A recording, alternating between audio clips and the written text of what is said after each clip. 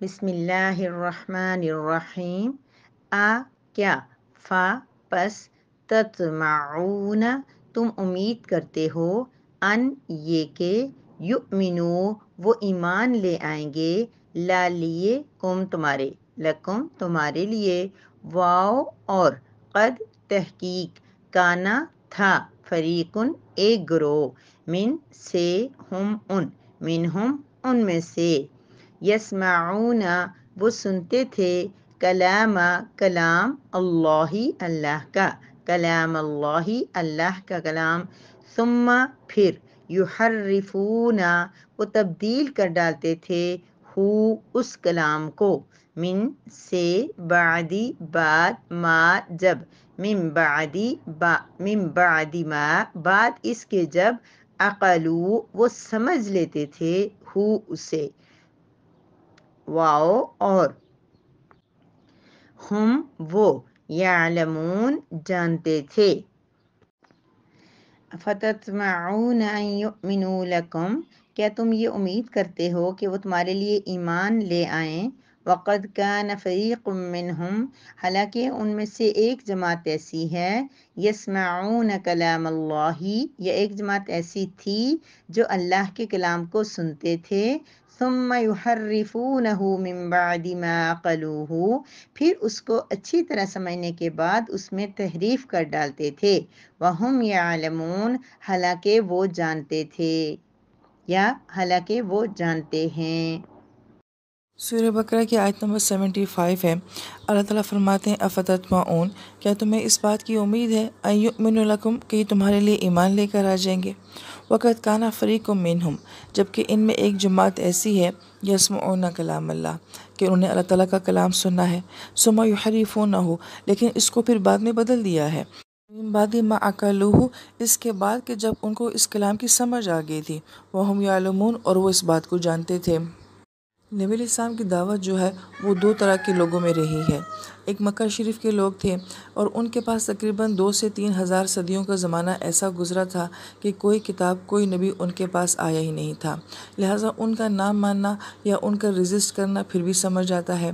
مگر جو مدینہ شریف میں اہل کتاب تھے ان کے پاس تو علم تھا اور ان کی کتابوں میں نبی علیہ السلام کے بارے میں ساری معلومات جو ہیں وہ موجود تھیں، لہٰذا امید تو یہ تھی کہ یہ لوگ بات مان جائیں گے، مگر ان لوگوں نے تو ان سے بھی زیادہ مخالفت کی۔ لہٰذا اس آیت کے مطابق جو بات سامنے آتی ہے کہ بعض اوقات پڑھا لکھا طبقہ جو ہے وہ زیادہ رزسٹ کرتا ہے، یا یوں کہیں جو مذہبی طبقہ ہوتا ہے وہی زیادہ مذہب کے خلاف بعض اوقات بات کرتا ہے۔ اس آیت مبارکہ میں کہا جا رہا ہے کہ انہوں نے کلام میں تحریف کر دی تھی، یحرفونہ کا لفظ آ رہا ہے۔ اس کو دیکھ لیتے ہیں کہ یہ حرف سے ہے اور حرف جو ہے وہ کنارے کو کہا جاتا ہے، اور اسی سے ہماری اردو زبان کا لفظ جو ہے وہ انحراف بھی بنتا ہے جس کا مطلب ہوتا ہے رخ بدل دینا، اور اسی سے لفظ تحریف بھی بنتا ہے اور اس کا مطلب ہوتا ہے کہ الفاظ کا رخ ایک طرف پھیر دینا یا پھر بالکل ہی دوسرے کنارے کی طرف کسی لفظ کے معنی کو پھیر دینا۔ اور اہل کتاب بھی تحریف کیسے کرتے تھے؟ ایک طریقہ ان کا یہ تھا کہ وہ الفاظ کو بدل دیتے تھے، مثلاً السلام علیکم ہے تو اس کو السلام علیکم کہہ دینا۔ دوسرا لفظ کی حیت کو یعنی کہ اس کی شیپ کو بدل دینا، جیسے مکہ لفظ ہے اس کو بکہ کہہ دینا۔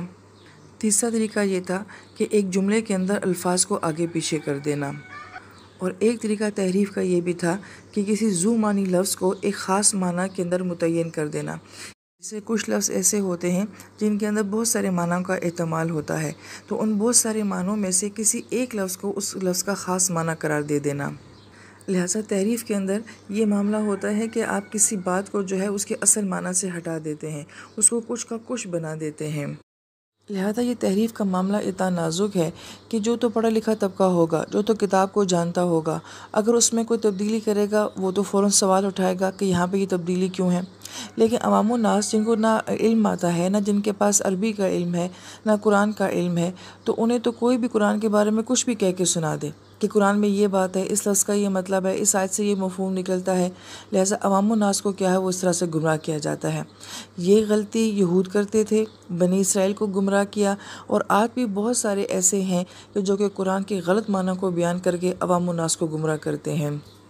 اس لیے ہر مسلمان کا براہ راست خود کتاب کو جاننا اور سیکھنا بہت ضروری ہے، تاکہ ہر کوئی آ کے ہمیں ہر طرح کا علم بتا کے گمراہ نہ کرے۔ नहमदुहु व नसल्ली अला रसूलिहिल करीम अम्मा बाद। सूरह बकरा की खूबसूरत आयत मुबारका है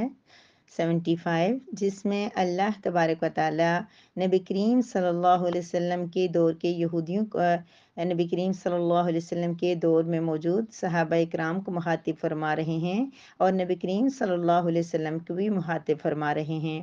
नबी करीम सल्लल्लाहु अलैहि वसल्लम और सहाबा इकराम बहुत कोशिश करते थे कि यहूद और नसारा जो इस्लाम में दाखिल हो जाएं, क्योंकि इनके इस्लाम में दाखिल होने का मतलब था कि एक पढ़ा लिखा तबका था, आलिम थे, इनके पास तौरात का इल्म था, इंजील का इल्म था, तो बहुत ज़्यादा कोशिश भी करते थे, अल्लाह से दुआएं भी करते थे, उम्मीद भी करते थे कि वो लोग ईमान ले आएंगे। लेकिन जब उनकी उम्मीद पूरी नहीं होती तो उनको बहुत तकलीफ़ होती थी। तो अल्लाह तबारक व तआला उनकी ये तकलीफ़ दूर फरमा रहे हैं। अल्लाह पाक उनकी कुछ उम्मीद को तोड़ भी रहे हैं कि इनमें से कुछ लोग ऐसे भी हैं कि वो कभी भी ईमान नहीं लाएंगे। आप परेशान मत हों, उनके नसीब में ईमान नहीं है। क्यों? अल्लाह पाक उनकी नेचर बता रहे हैं यहूदियों की।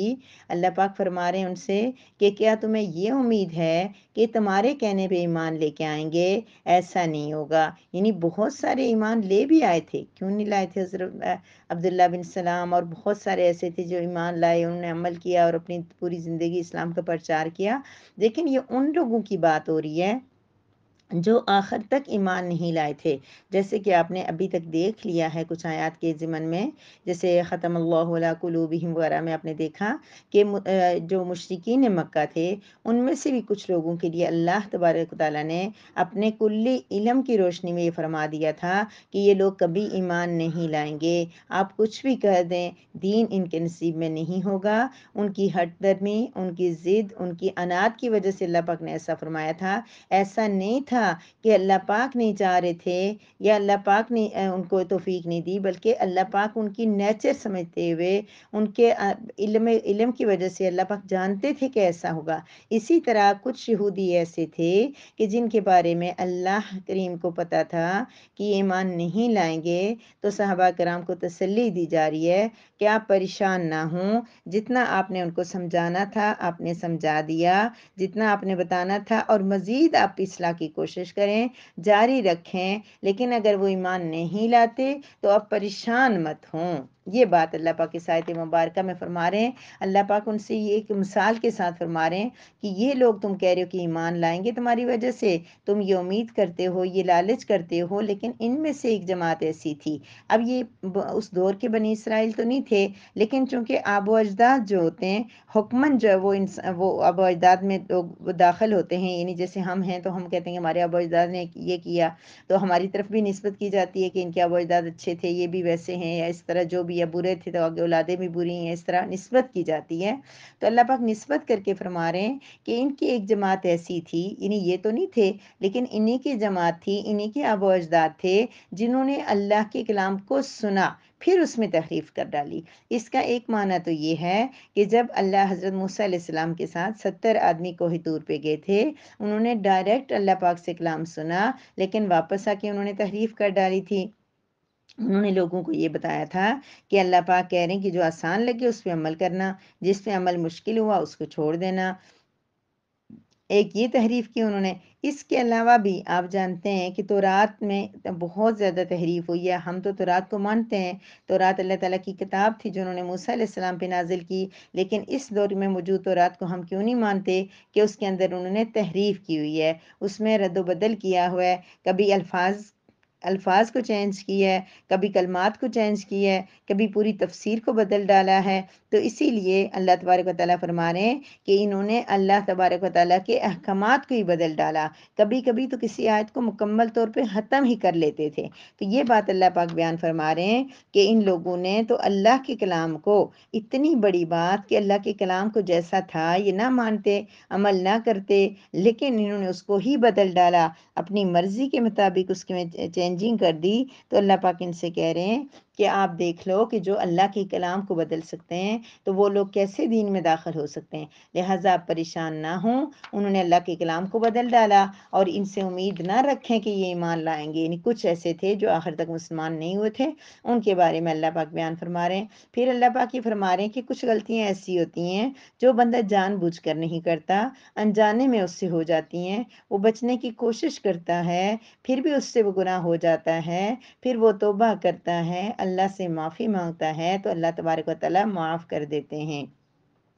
لیکن بنی اسرائیل کی یہ غلطی ایسی ہے کہ انہوں نے سوچ سمجھ کر کمی بیشی کی، ثم یحرفونہ من بعد ما قلوہ، جب انہوں نے اچھی طرح اس کو سمجھ لیا تھا، وہ جانتے تھے کہ یہ اللہ کا کلام ہے، وہ جانتے تھے کہ صحیح کلام کیا ہے، ہم اس میں تحریف کر رہے ہیں، ہم اس دنیا کی عارضی زندگی کے لیے اس میں چینجنگ کر رہے ہیں، ہمیں اس کا نقصان ہوگا، یہ ہم غلط کر رہے ہیں، ہم گناہ کر رہے ہیں، جان بوجھ کے انہوں نے اس کے اندر تبدیلی کر لی سمجھنے بوجھنے کے بعد۔ تو اللہ پاک فرما رہے ہیں کہ یہ ایسے لوگ ہیں کہ انہوں نے جان بوجھ کے اللہ کے کلام کو بدل ڈالا، وَهُمْ يَعْلَمُونَ، اور یہ جانتے بھی تھے، اس لیے ان سے امید نہیں کی جا سکتی کہ یہ ایمان لے آئیں گے۔ آیت کا مفہوم اتنا ہی ہے کہ اللہ پاک صحابہ کرام سے فرما رہے ہیں کہ یہ موجودہ دور کے جو بنی اسرائیل ہیں، ان میں سے جو بڑے بڑے ہیں جنہوں نے خود بھی یہ بھی سمجھتے ہیں کہ تورات بدل چکی ہے، تبدیل ہو چکی ہے، پھر بھی اسی پہ عمل پیرا ہیں، تو یہ لوگ ایمان نہیں لائیں گے، ان سے اب امید نہ رکھیں۔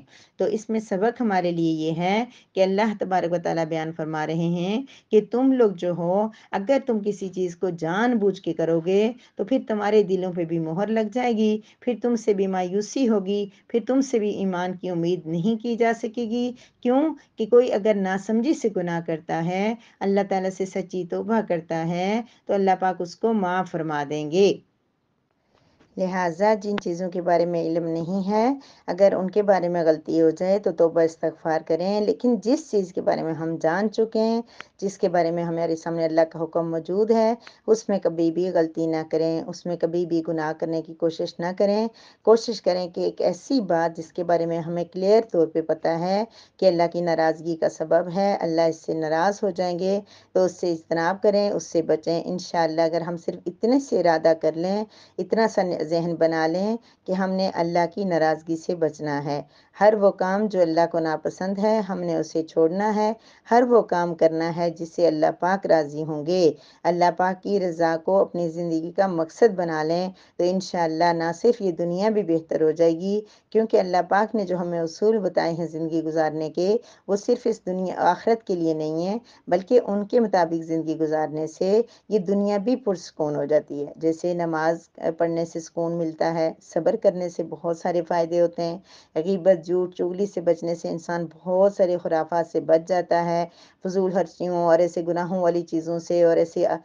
دوسروں کو نقصان پہنچانے سے اور ان ساری چیزوں سے انسان کو بھی فزیکلی اور نفسیاتی طور پر جسمانی طور پر انسان کو تکلیف ہوتی ہے۔ لہٰذا اگر ہم ہر اس چیز سے بچیں جس سے اللہ تبارک و تعالیٰ نے ہمیں منع کیا ہے، تو انشاءاللہ ہماری اپنی یہ لائف، یہ زندگی، یہ دنیا بھی بہتر ہو جائے گی۔ یہاں بھی ہماری زندگی جتنی ہے، ہم لوگ اسی دنیا میں آرام اور سکون کے لیے لگے ہوئے ہیں، ہم اتنی پڑھائیاں، اتنی کوششیں، اپنے بچوں کو اتنا کچھ کرتے ہیں، ہم کہتے ہیں ان کا یہ وقت بہتر گزر جائے، ان کی آمدنی صحیح ہو جائے، یہ کمانے سے ہی لگ جائیں، کوئی ایسا کچھ سیکھیں کہ جس کی وجہ سے ان کو بعد میں اس زندگی میں جتنی بھی ان کی زندگی ہے اس میں مشکل نہ ہو۔ تو اسی زندگی کو اگر ہم بہتر بنانے کے لیے لگے ہوئے ہیں، تو اگر ہم اللہ کی رضا کو اپنی رضا بنا لیں، اللہ کے احکامات کے مطابق زندگی گزارنے لگ جائیں، تو انشاءاللہ یہ زندگی بھی خوبصورت ہو جائے گی، یہ زندگی بھی آسان ہو جائے گی۔ ہمیں لگتا یہ ہے کہ دین پر عمل کرنے سے دنیا کی زندگی مشکل ہو جاتی ہے، دین پر عمل کرنا بہت مشکل کام ہے،